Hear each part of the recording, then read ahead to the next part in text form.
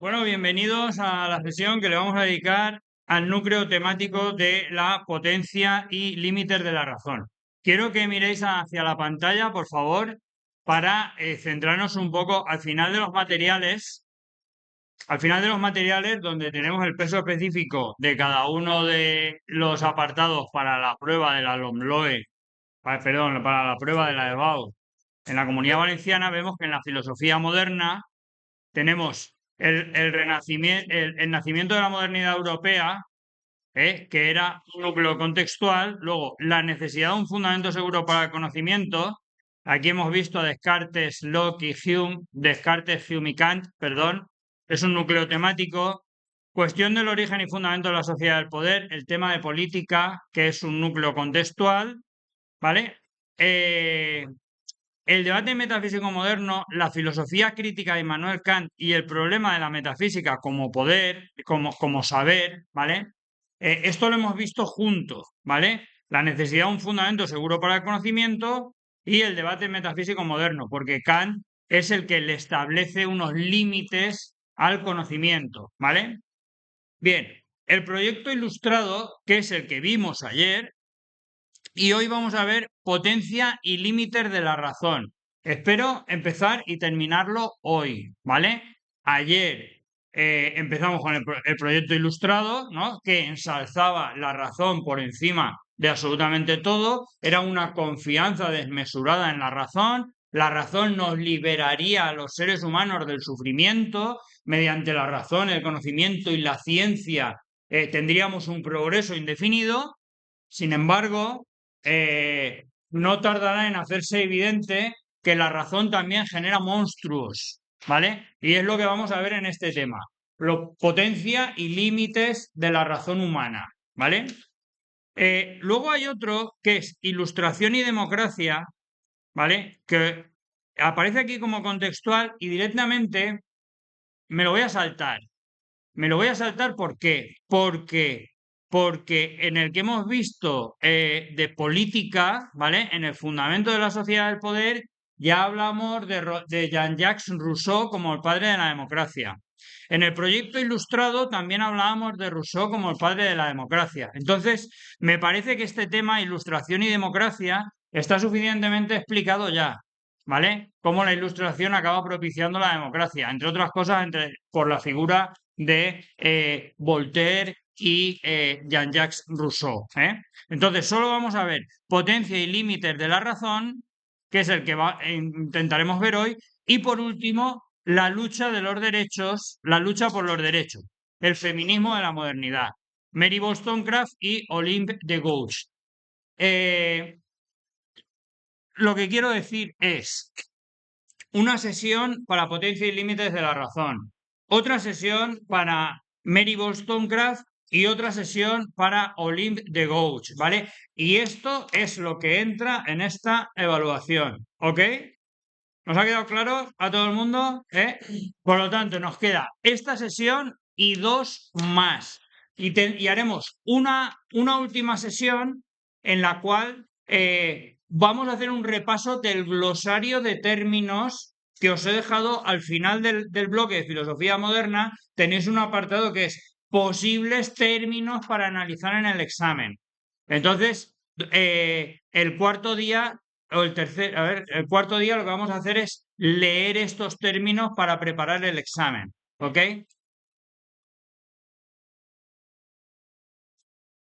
¿Qué? A ver, el último día. ¿Hoy qué día es? Hoy es miércoles. Nos queda viernes, martes y el, y el jueves el trimestral. O sea, no tenemos cuarto día. Vale. Pues si no hay cuarto día, no queda otra manera. O sea, yo voy a terminar el temario hasta Olympe de Gouges, ¿vale? Si queréis, lo que puedo hacer es los términos del glosario, que los tenéis ahí, solo es leérselos, ¿vale? Pero si queréis, cojo y hago un vídeo leyendo los términos del glosario y el que quiera que se lo vea en su casa, pero es cogérselos y leérselos, ¿vale? Porque se va a preguntar en el examen uno de esos términos. Uno.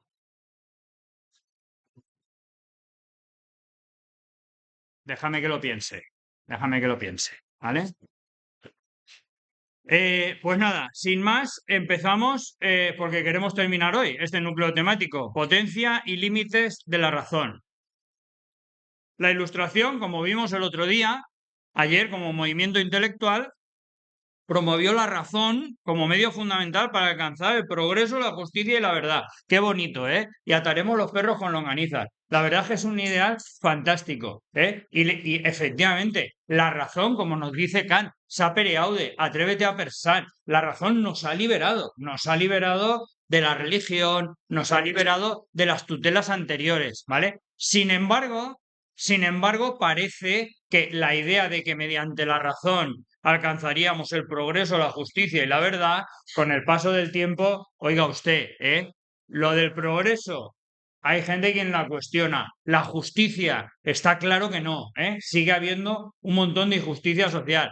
Y por no decir ya la verdad, ¿no? La verdad, pues solo hay que mirar a Donald Trump, la fake news actual y que hay gente que sigue pensando que la Tierra es plana, ¿vale? ¿Sí?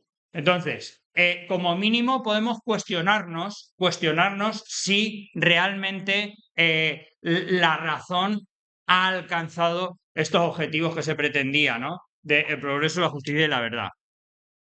A medida que este movimiento avanzó y se desarrolló, se hicieron evidentes tanto los logros, porque como hemos dicho, tuvo grandes logros la ilustración de liberarnos de lo anterior, pero también las limitaciones de la razón.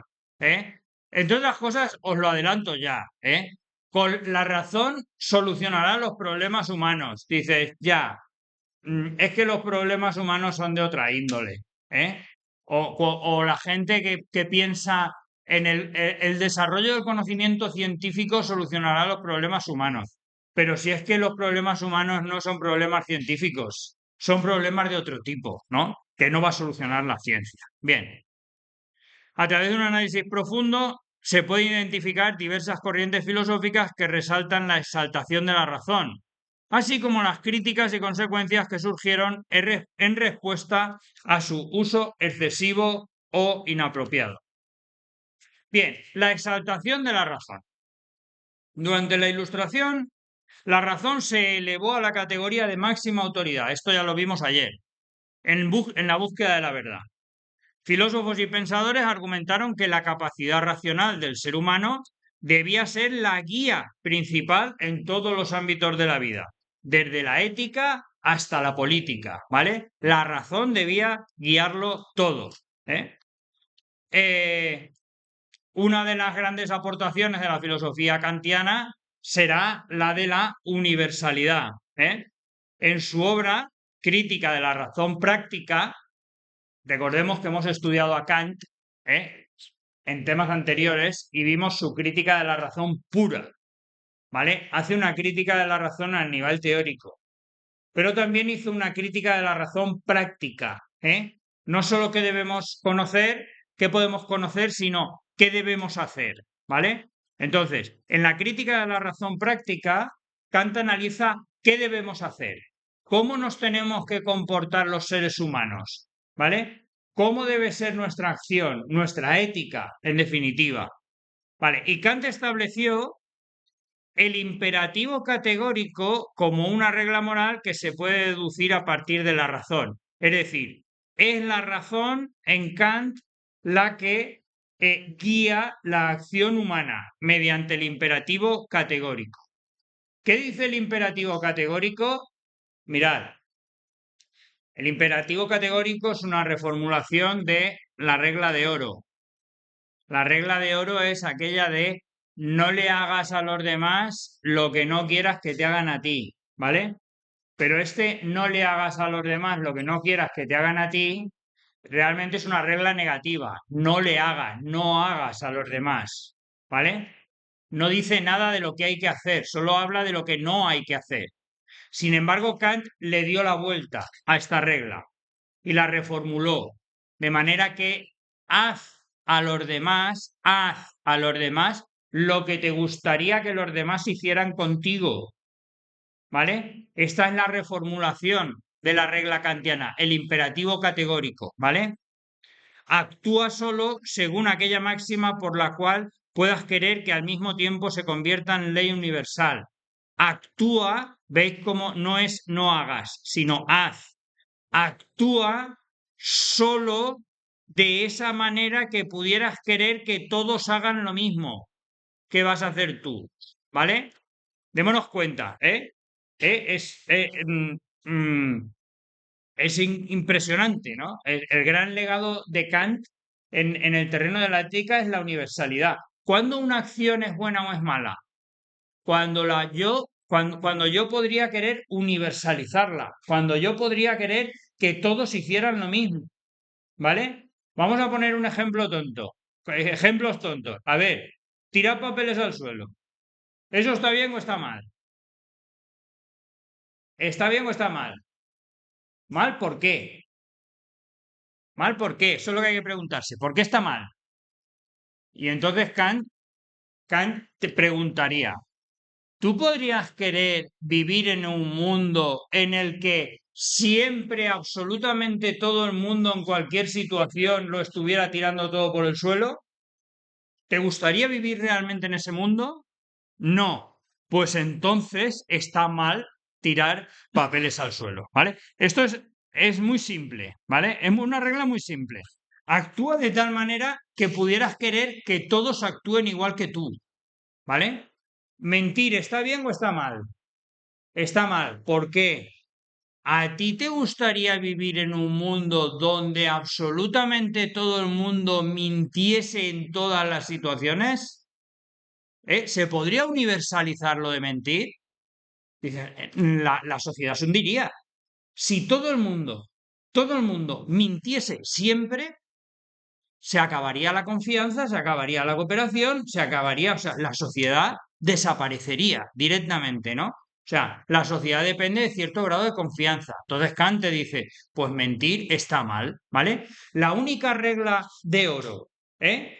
Que lo que tú vayas a hacer puedas querer que lo hagan todos los demás, ¿vale? Que lo que tú vayas a hacer puedas querer que lo hagan todos los demás. Si tú puedes pensar en eso, lo que voy a hacer ahora me gustaría que lo hicieran todos, eso es moral. Si tú vas a hacer algo que lo que voy a hacer ahora no me gustaría que lo hicieran todos, ¿vale? Imagínate, quedarte con dinero que no es tuyo. ¿Eso está bien o está mal? ¿Tú podrías querer que absolutamente todo el mundo se quedase con el dinero que no es suyo? Es decir, con el tuyo. Que absolutamente todas las personas con las que tú tratases se quedasen con tu dinero. ¿Tú podrías querer eso? No, pues quedarse con un dinero que no es suyo está mal, porque no lo puedes universalizar. ¿Lo entendemos? ¿Eh? O sea, es muy curioso. Lo de Kant, lo que ha hecho Kant es fantástico, porque no nos ha dicho qué es lo que tenemos que hacer a los humanos, no nos ha dado una tabla de 10 mandamientos como los cristianos. Haz esto, haz lo otro, haz lo de más allá. No matarás, no no sé qué. No. Nos está diciendo Kant solo una regla. Si lo que tú vas a hacer se puede convertir en universal, eso está bien. Si no se puede convertir en universal, si solo lo quieres hacer tú, pero que lo hagan los demás no, eso está mal. ¿Lo hemos entendido? Vale. Esta noción de un principio moral universal busca proporcionar una base sólida y objetiva para la ética, despojándola de cualquier elemento subjetivo o particular, ¿vale? De hecho, hasta día de hoy, prácticamente la única base objetiva que podríamos tener para la ética es la kantiana, ¿eh? Que una norma pueda ser universal. Pensarlo bien, ¿eh? Esto intentaremos pensarlo en más clases, ¿no? Pero el gran legado de Kant es este. El gran legado de Kant es este, universalidad, tanto en ética como en política, ¿eh? Si lo que voy a hacer ahora no pudiera yo querer que lo hicieran todos los demás, eso está mal, ¿eh? Otro día analizaremos cuestiones políticas. Bien. El empirismo y el racionalismo como corrientes filosóficas predominantes de la Ilustración. Racionalismo representado por figuras como Descartes y Leibniz. El racionalismo sostiene, esto vamos a ir rápido porque ya lo sabemos, es de otros temas. que la razón es la fuente primaria del conocimiento. Descartes, por ejemplo, afirmaba cogito ergo sum, pienso luego existo, subrayando la certeza que la razón puede ofrecer en un mundo lleno de dudas. Para los racionalistas, la verdad se puede alcanzar a través de deducciones lógicas y principios a priori. Es decir, para los racionalistas también la razón, fuente principal de conocimiento. Continuamos con la exaltación de la razón en la Ilustración. El empirismo, por otro lado, el empirismo defendido por pensadores como Locke y Hume, sostuvo que el conocimiento proviene de la experiencia sensorial. Locke argumentaba que la mente humana es como una tabula rasa al nacer y que las ideas se forman a través de la experiencia. Hume, por su parte, cuestionó la noción de causa y efecto, sugiriendo que nuestras creencias sobre la causalidad son simples hábitos mentales basados en la repetición de experiencias pasadas. ¿Vale? Esto ya lo vimos cuando vimos racionalismo y empirismo, recordarlo. Ambas corrientes, aunque diferentes en sus enfoques, compartían la creencia de que la razón, otra vez, la razón y la experiencia son esenciales para la adquisición de conocimiento. Sin embargo, esta exaltación de la razón también sembró las semillas de futuras críticas que cuestionaron su suficiencia. Quiero que veáis lo que estamos haciendo en el tema, ¿eh? ¿Quién exaltó la razón? Kant exaltó la razón, el empirismo exaltó la razón, el racionalismo exaltó la razón, ¿vale? Críticas a esta razón ilustrada. A medida que avanzaba el pensamiento crítico y las corrientes filosóficas posteriores, comenzaron a surgir cuestionamientos sobre la idoneidad y el alcance de la razón. Estas críticas se manifestaron particularmente a través del romanticismo y el desarrollo de nuevas corrientes filosóficas en el siglo XIX, ¿vale? ¿Qué es el romanticismo? Vamos a detenernos un poco a pensar. ¿Qué es el romanticismo? Surgió como respuesta a la Ilustración. Surgió como respuesta a que la razón era lo más importante, solo la razón. Y entonces aparece el romanticismo y dice, no, un momento, que aparte de la razón también existe el sentimiento. Y hay cosas que la razón no puede explicar, ¿vale? Como las cuestiones que tienen que ver con el sentimiento. Por lo tanto, el romanticismo ya nos aparece como esa corriente que exalta el sentimiento frente a la razón, ¿vale? Bien, ¿qué es lo que significa ser romántico? Ser romántico significa que piensas que hay algo por encima de ti que te supera, ¿no? Y de lo cual tú formas parte, ¿vale? Por ejemplo, unos enamorados en un acantilado, que se van allí, se cogen de la mano y dicen, oh, están ahí ante la grandeza de lo sublime, ¿no? Y ellos se sienten pequeñitos, ¿vale? Eso es una escena romántica, ¿vale? Porque hay algo mucho más grande que ellos, que les supera, ¿ok? Bien, este romanticismo, esta idea, existe algo superior de lo cual yo formo parte y soy una parte pequeñita, lo superior se muestra a través de mí, esta idea del romanticismo acabará teniendo su propia vertiente política. ¿Cuál es la vertiente política del romanticismo? El patriotismo. ¡Viva España! Todos los patriotas, de todos los colores, de todos los países, ¿no? Existe algo superior a ellos, la patria, de lo cual ellos solo forman una pequeña parte, ¿vale? Y la patria se expresa a través de ellos, ¿vale? Por lo tanto, el patriotismo, ¿qué es? No tiene que ver con la razón, no, con la razón no, tiene que ver con el sentimiento, tiene que ver con la pasión, ¿vale? Quiero que os deis cuenta de que con el romanticismo en filosofía, ¿vale? Opuesto a la Ilustración, la Ilustración defendía la razón, el romanticismo va a defender el sentimiento. ¿Y qué es lo que va a surgir con el romanticismo? Lo que va a surgir con el romanticismo va a ser el nacionalismo en Europa. Y va a estar entonces el sentimiento alemán, el sentimiento francés, el sentimiento inglés, ¿vale? Mediados del siglo XVIII. ¿Y en qué va a desembocar todo eso? En la Primera Guerra Mundial y en la Segunda Guerra Mundial. Que no se nos olvide esto, ¿eh? ¿Habrá críticas a la Ilustración? Claro que sí que las habrá. La razón no lo podrá explicar todo. Efectivamente, la razón es limitada, no lo puede explicar todo. Pero cuando empiezan la historia a aparecer los que hablan de romanticismo, los que hablan de algo superior como la patria, los que hablan del sentimiento frente a la razón, eso desemboca en guerra.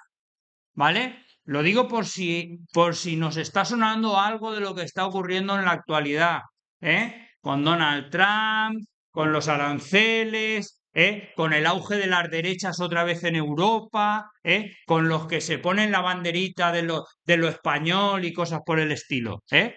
Recordad lo que os está diciendo vuestro profesor Celso, ¿eh? La ilustración tiene críticas, la razón tiene críticas, pero cada vez que se le ha opuesto a la razón el sentimiento, el romanticismo y estos ideales, al final eso acaba en guerra, muerte y destrucción, porque la razón lo que promueve es el diálogo, la razón lo que promueve es la tolerancia, y lo otro lo que promueve es, pues lo que promueve. Bueno, continuamos, perdón, fin del meeting. Romanticismo, 2 puntos. La crítica a la razón pura y la exaltación de las emociones. El romanticismo, que emergió como reacción contra la Ilustración a finales del siglo XVIII y principios del siglo XIX, se centró en la importancia de la emoción, la intuición y la experiencia subjetiva, en definitiva, el sentimiento. Los románticos argumentaban que la razón, si bien es poderosa, pero era insuficiente para capturar la complejidad de la experiencia humana, ¿eh? Aquí os pongo los enamorados para que quede claro, ¿no? Lo que es el romanticismo, ¿eh? Algo que supera la razón humana, ¿eh? Porque formamos parte de algo más grande. La experiencia emocional. Autores como Rousseau, que había sido influenciado por el pensamiento de la Ilustración, empezaron a enfatizar el valor de los sentimientos y la conexión con la naturaleza. Rousseau, en su obra El contrato social, sostiene que la verdadera libertad se encuentra en la expresión genuina de los sentimientos humanos. Este enfoque contrasta fuertemente con la noción racionalista de que la moralidad puede ser entendida y aplicada exclusivamente a través de la razón. Por lo tanto, ya empezamos a ver en Rousseau, empezamos a ver este ensalzamiento de los sentidos, ¿no? De la conexión con la naturaleza. No olvidemos que, por ejemplo, los nazis, sí, estoy hablando de los nazis. El nazismo, empezó la guerra, entre otras cosas, porque necesitaba ampliar su espacio vital, ¿eh? ¿eh? Ampliar su espacio vital, Démonos cuenta que ya estamos hablando de espacio. Y cuando hablamos de espacio, ampliar el espacio vital, eso es conquistar al de al lado, Suena muy bien ampliar el espacio vital, la conexión con la naturaleza, pero eso es invadir al de al lado, Eso lleva a la guerra, ¿sí? ¿Habéis oído a Donald Trump últimamente que dice que quiere conquistar Groenlandia? ¿Lo habéis oído? ¿Qué quiere conquistar? Pues Groenlandia es europea. ¿Qué va a pasar si Donald Trump conquista Groenlandia? ¿Puede Donald Trump entrar en Europa y conquistar lo que quiera? Y ya está. Démonos cuenta que esta exaltación de los sentimientos conlleva conflicto. Bien. Pero el romanticismo no solo tuvo implicaciones en filosofía y política, sino que también en el arte y en la estética.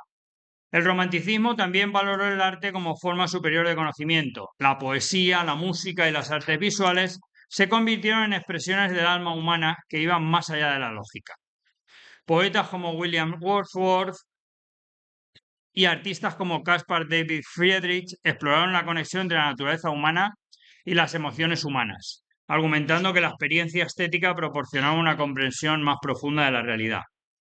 Bien, entonces, ya hemos visto cómo comienzan las críticas a la Ilustración, ¿vale? Las críticas a la razón. Es que la razón no lo puede explicar todo. Está también el sentimiento, ¿no? Aquí aparece la filosofía del romanticismo, ¿eh? Y ahora vamos a hablar ya de la filosofía post-ilustrada. Post-ilustrada, es decir, aquellos que opinan que ya se ha acabado la Ilustración o que la Ilustración hay que superarla, ¿vale? Con el tiempo, las críticas a la razón se volvieron más sistemáticas. Filósofos como George Wilhelm Friedrich Hegel, en definitiva Hegel, o Soren Kierkegaard, en definitiva Kierkegaard. Hegel y Kierkegaard presentaron visiones complejas sobre la realidad entre la razón, la existencia humana y esta realidad. Bien. Hegel. Hegel criticó tanto el racionalismo como el empirismo, argumentando que la verdad no puede ser capturada por una única perspectiva. En su obra, Fenomenología del Espíritu, propuso que la razón es una parte del proceso dialéctico que implica la superación de contradicciones a través de la historia. Bien, Hegel pensaba de la siguiente manera. Hegel pensaba de la siguiente manera. La historia no va progresando de manera lineal, sino que la historia avanza de alguna manera y luego retrocede, ¿vale? Para coger impulso y entonces avanza un poquito más y luego retrocede para coger impulso y entonces avanza un poquito más, ¿vale? Bien, estoy haciendo una simplificación de Hegel, yo lo sé, ¿eh? Hegel es muy complicado como para poder explicarlo aquí, ¿vale? Pero de alguna manera Hegel llega a la conclusión de que lo que hay que captar es el movimiento del concepto, ¿vale? Lo que hay que captar es el movimiento. La realidad está en movimiento, la realidad está en movimiento. Y entonces el racionalismo parece que queda como un poco corto a la hora de captar ese movimiento, ¿vale? Para Hegel, la razón está en constante evolución y se manifiesta en la cultura y la historia humanas. Esto contrasta con la visión estática que a menudo se asociaba con la razón durante la Ilustración, ¿vale? Por lo tanto, la Ilustración que defendía un modelo de razón universal, única, autónoma, podríamos decir estática, y Hegel nos está diciendo, no, la razón no es estática, ni mucho menos. La razón está en movimiento, está en continua evolución, ¿vale? No es la razón como la proponía Descartes, ¿no? Pienso, luego existo. Cogito ergo sum, ¿no? Soy una razón, algo que piensa. Es decir, no, no soy algo estático. La razón es algo que está en movimiento. Bien. Soren Kierkegaard, otra crítica a la razón. Por su parte, Kierkegaard argumentó que la razón no puede abordar los efectos más profundos de la existencia humana, como la fe, la angustia y la subjetividad. Bien, para entender a Kierkegaard. Kierkegaard era religioso, ¿vale? O provenía, de alguna manera, de un sustrato teológico o religioso. ¿Eh? En ese sustrato teológico o religioso existe la fe, ¿eh? Y entonces Soren Kierkegaard decía que la razón no puede explicar cosas como la fe, cosas como la trascendencia, ¿vale? En su obra Temor y Temblor, Kierkegaard explora la historia de Abraham e Isaac, señalando que la relación personal con lo divino a menudo trasciende la lógica y la razón. Para él, la vida auténtica requiere un compromiso emocional y una aceptación de la paradoja que la razón no puede resolver, ¿vale? Es decir, quedaros con la idea fundamental de que Kierkegaard también cuestiona que la razón lo pueda explicar todo, ¿no? Entre otras cosas, la fe, por ejemplo, ¿no? Vale, ya está. Y vamos ya al punto fuerte de la exposición de hoy. Las consecuencias de la sobreconfianza en la razón.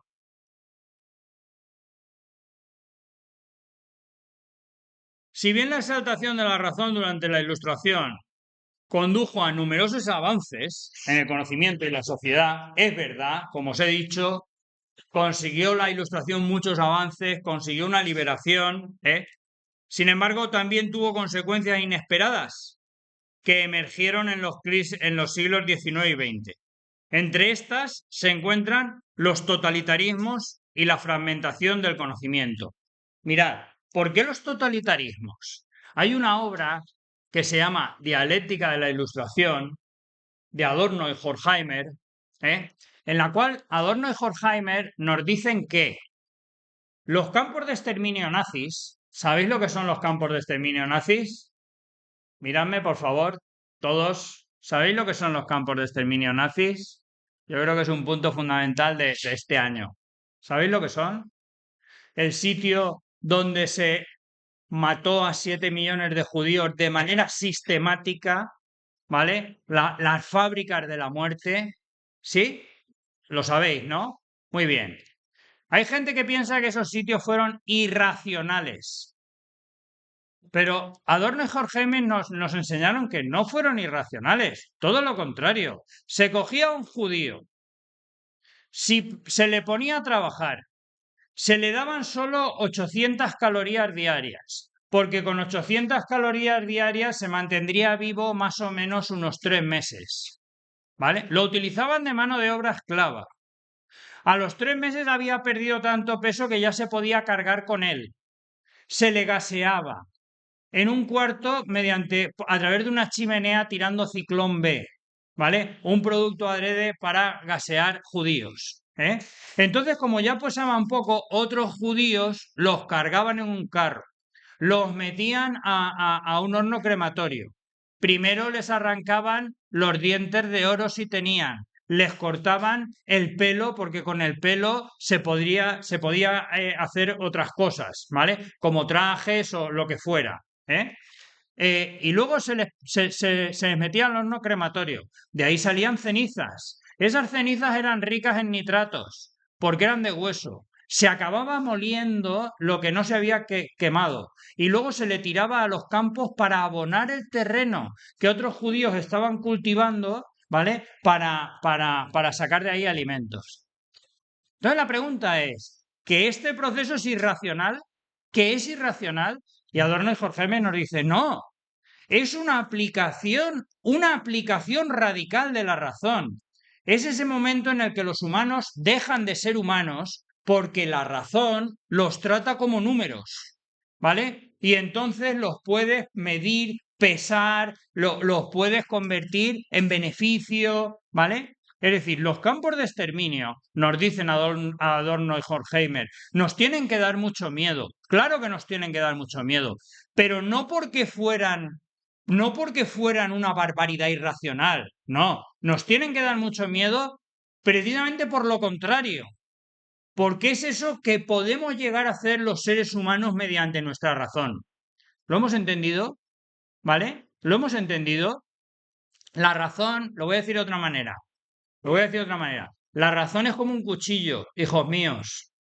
La razón es como un cuchillo. Tú puedes utilizar el cuchillo para poner mantequilla, y hacer tostadas por la mañana y no pasa nada, o puedes coger un cuchillo para cortarle el cuello a la gente. La razón no es ni buena ni mala, es una herramienta. Es una herramienta que necesita que haya detrás una reflexión ética, a ver cómo utilizamos esta herramienta. ¿Me entendéis lo que estoy diciendo? Si no hay esa reflexión ética de cómo queremos ser los humanos, qué queremos hacer, cómo queremos tratar al prójimo, si no hay esa reflexión ética anterior, la razón se puede convertir en la cosa más destructiva de la humanidad. ¿Sí o no? Es que hemos construido la bomba atómica, Hiroshima, Nagasaki, tenemos arsenal atómico para destruir la Tierra no sé cuántas veces. Todo eso no es irracional, claro que no. Lo hemos hecho los seres humanos con la razón. Por lo tanto, ¿hay limitaciones a la razón? Claro, claro que hay limitaciones, porque la razón es como un cuchillo. Tenemos que tener una reflexión previa de hacia dónde queremos ir los humanos, qué queremos hacer con esa razón, porque si no, nos llevará, acordaos, No será la última vez que veremos los campos de concentración y el exterminio nazi. Volverá, eso volverá otra vez. ¿Por qué? Porque no estamos llevando a cabo esa reflexión de hacia dónde queremos ir los humanos. ¿Me habéis entendido? Bien. Los totalitarismos del siglo XX y el uso de la razón para justificar la opresión. La primera mitad del siglo XX fue testigo de la ascensión de regímenes totalitarios que utilizaron la razón como justificación para sus acciones. Es que los alemanes consideraban que estaban totalmente justificados para hacer lo que hicieron, ¿vale? La razón al final la utilizamos para justificar cualquier cosa y eso no puede ser. A menudo con resultados desastrosos. La razón se volvió instrumental en la creación de sistemas políticos que buscaban el control total sobre la sociedad, sin ningún tipo de reflexión ética, única y exclusivamente utilizar la razón para controlar la sociedad. ¿Y lo consiguieron? Pues claro que lo consiguieron. Si la razón es un arma poderosísima, pero tenemos que controlarla, tenemos que controlarla. Si no, podemos hacer barbaridades. Los regímenes totalitarios como el nazismo y el estalinismo hicieron uso de discursos que aparentemente eran racionales para legitimar sus acciones. La idea, por ejemplo, de un Estado planificado y controlado, donde la razón se usaba para optimizar la vida social y económica, ¿vale? ¿Vale? Ese es el discurso que te venden, ¿eh? Y a día de hoy igual, ¿eh? A día de hoy igual, ¿eh? Un Estado planificado y controlado, donde la razón se use para optimizar la vida social y económica, pero en lo que desemboca realmente es en la opresión y en la violencia. En la opresión y en la violencia, en la represión de lo que no piensa como tú. ¿Sí? Recordemos cómo empezó la Ilustración. Voltaire, que lo veíamos ayer. No pienso como usted, pero daría mi vida porque usted lo pudiera decir públicamente. Pero al final en los regímenes totalitarios hemos llegado a lo contrario, en el siglo XX, donde se elimina sistemáticamente al que piensa diferente. Solo para imponer un solo discurso. Y os voy a decir una cosa, me estoy viniendo arriba, me doy cuenta yo que me estoy viniendo arriba. El mayor peligro de la humanidad en estos momentos se llama Elon Musk. Sí, Elon Musk está comprando Twitter, quiere seguir comprando medios de comunicación y quiere imponer un solo discurso y quiere callar a todo el que no piense como él. El mayor peligro para la democracia en estos momentos es Elon Musk. Es lo contrario de Voltaire. Elon Musk intenta silenciar a todo el que no piensa como él. Y en estos momentos se están juntando dos fenómenos. Elon Musk, por un lado, que intenta silenciar a todo el que no piensa como él, y Donald Trump, que ya no habla de la razón, ya habla de la pasión, la patria, America Great Again. ¿Sí o no? No sé si os dais cuenta, el retorno del nacionalismo y el romanticismo frente a la razón. Mirad lo que se ha juntado, Elon Musk y Donald Trump. Pensarlo bien, romanticismo y nacionalismo con la eliminación del discurso de la disidencia, Eso desemboca en tragedia, ya lo veréis. La racionalidad se convirtió en una herramienta de justificación para las atrocidades cometidas en nombre del progreso y la eficiencia. Incluso, os acordaréis, os pongo aquí imágenes para que os revuelvan las tripas antes de almorzar, O sea, no sé si conocéis al doctor Mengele. ¿No habéis oído hablar de Mengele? En nombre de la ciencia, pedía que le trajeran mellizos y gemelos, para hacerles pruebas y a unos y a otros y a ver cómo respondían unos y otros. Mengele hizo barbaridades del tipo a ver cuánto aguanta una persona sin oxígeno, a ver cuánto aguanta una persona bajo el agua, a ver, en nombre de la ciencia, acabó, usaba a los seres humanos como ratones. Esas imágenes son reales, Esas imágenes son reales. Mengele hizo autopsias, abrió gente viva sin anestesia. Sí, sí, sí, sí. En nombre de la ciencia. Dices, ¿cómo se puede hacer eso en nombre de la ciencia? Él pensaba que sí. Él pensaba que sí. Bien, el legado del Holocausto. ¿Qué nos ha quedado de todo esto?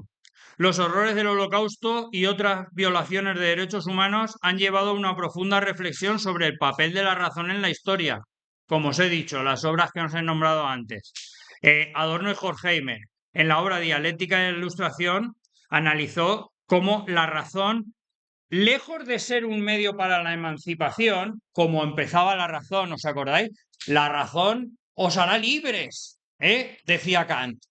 Lejos de ser un medio para la emancipación, puede convertirse también en un instrumento de dominación y control. Por eso tenemos que reflexionar en torno a los límites de la razón, ¿vale? Bien, y por último, la fragmentación del conocimiento y la dificultad para alcanzar consensos. En el siglo XX, la confianza ciega en la razón y el empirismo también condujo a una fragmentación del conocimiento. En el sentido de que antes podíamos tener gente que sabía más o menos de todo. Hoy ya es imposible. Alguien se especializa en algo y se especializa absolutamente en eso, ¿no? Y no tiene ni idea de lo demás, ¿no? Hay una fragmentación total del conocimiento, de manera que, pues eso, el conocimiento se convierte necesariamente en fragmentario. Vale. A medida que las disciplinas se especializaban y diversificaban, se hizo evidente que la razón por sí sola no podía proporcionar una comprensión unificada de la realidad, ¿vale? ¿Por qué? Porque el conocimiento se ha dividido en una infinidad de sectores independientes.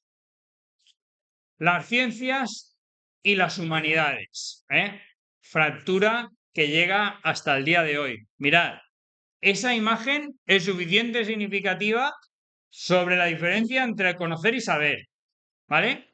¿Cuándo hablamos de conocimiento? La imagen de la izquierda, ¿vale? Esa persona con la bata blanca que está estudiando la naturaleza pretende alcanzar conocimiento de la naturaleza.